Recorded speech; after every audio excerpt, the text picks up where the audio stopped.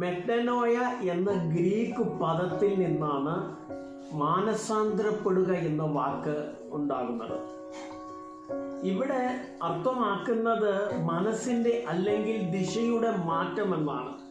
നമ്മളൊക്കെ ഹൈവേയിൽ യാത്ര ചെയ്യുന്നവരാണ്. ഹൈവേയിലൂടെ വാഹനം ഓടിക്കുമ്പോൾ നമുക്ക് തെറ്റ് സംഭവിക്കാറുണ്ട്. തെറ്റായ ദിശയിലേക്ക് പോകുന്ന സാധ്യതയുണ്ട്. അങ്ങനെ വരുമ്പോൾ നാം ചെയ്യുന്ന ഒരു കാര്യമാണ് യു ടേൺ ചെയ്യുക. തെറ്റായ വഴിയിൽ പോകുന്നതിൽ വിഷമം തോന്നുക മാത്രമല്ല, ശരിയായ ദിശയിലേക്ക് പോകാൻ സജീവമായി നാം തിരഞ്ഞെടുക്കാൻ ഇടയാകുന്നു.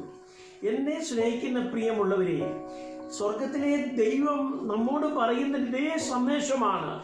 യേശു ക്രിസ്തു പറയുന്നു, മാനസാന്തരപ്പെടുക, സ്വർഗരാജ്യം അടുത്തിരിക്കുന്നു. യേശുവിലൂടെ സ്വർഗത്തിലേക്ക് അല്ലെങ്കിൽ യേശുവിലൂടെ ലോകത്തിലേക്ക് കടന്നു വരുന്ന ദൈവത്തിന്റെ ഭരണത്തെയാണ് സൂചിപ്പിക്കുന്നത്. ഇവിടെ നമ്മുടെ മരണശേഷം സ്വർഗത്തെക്കുറിച്ചല്ല, മറിച്ച് ഇവിടെയുള്ള ഇപ്പോഴുള്ള ദൈവത്തിന്റെ സമാധാനവും നീതിയും സ്നേഹവും അനുഭവിക്കുന്നതിനെ കുറിച്ചാണ് നാം ചിന്തിക്കുക. നമ്മുടെ ഓരോ നിമിഷവും വിലപ്പെട്ടതാണ്.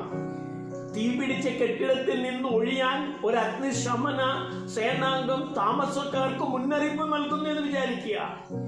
സമയമുണ്ടെന്ന് കരുതി ചിലർ മടിക്കുന്നു, എന്നാൽ ഉടനടി പ്രവർത്തിക്കുന്നവർ രക്ഷിക്കപ്പെടുന്നു. അതുപോലെ ദൈവരാജ്യം അനുഭവിക്കുവാനുള്ള അവസരം ഇപ്പോൾ ഉള്ളതിനാൽ യേശു പെട്ടെന്നുള്ള മാനസാന്തരത്തിനായി ആഹ്വാനം ചെയ്യുകയാണ്. നാം യേശു ക്രിസ്തുവിൽ സ്ഥിരപ്പെടണം. വചനത്തിൽ വേരൂന്നി നമ്മുടെ ഹൃദയം ശുദ്ധമായിരിക്കണം. ദൈവത്തിന്റെ രാജ്യത്തിന് നാം അനുഗ്രഹമായി മാറണം. ദൈവം നമ്മളെ അതിനായി സഹായിക്കട്ടെ. God bless you.